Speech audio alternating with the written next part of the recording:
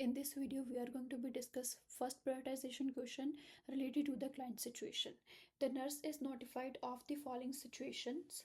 The nurse should first assess. So as a registered nurses, आप कौन सा client जो है उसको पहले देखोगे. A client with a migraine headache who reports nausea and vomiting.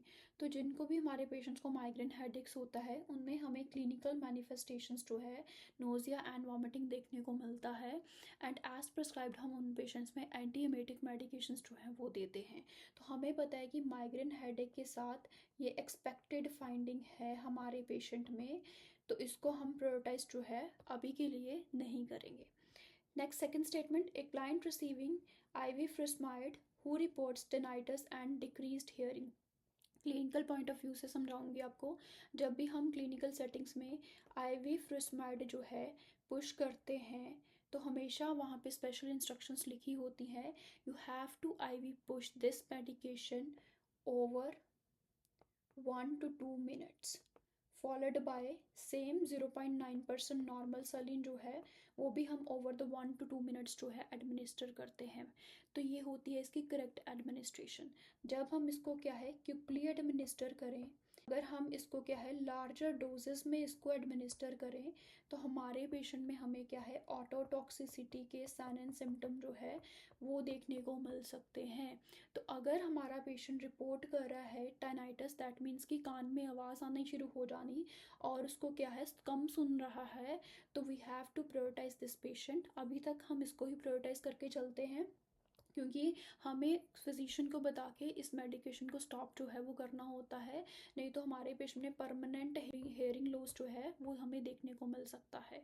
तो अभी के लिए ये पेशेंट जो है उसको हम प्रायोरिटाइज करते हैं, लेकिन हमें बाकी स्टेटमेंट्स जो है वो भी रीड करनी है. थर्ड स्टेटमेंट है, ए client receiving ferrous sulphate who reports constipation.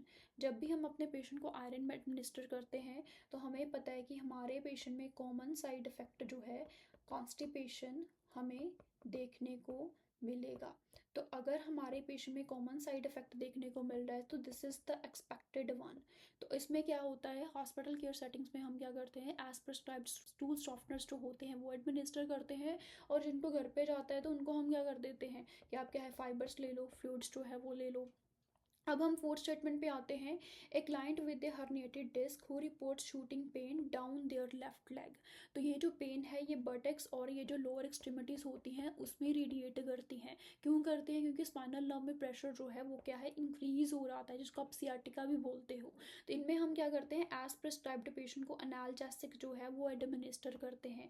हमें पता है कि ये जो शूटिंग पेन है down their left leg, it is common expected findings in herniated disc.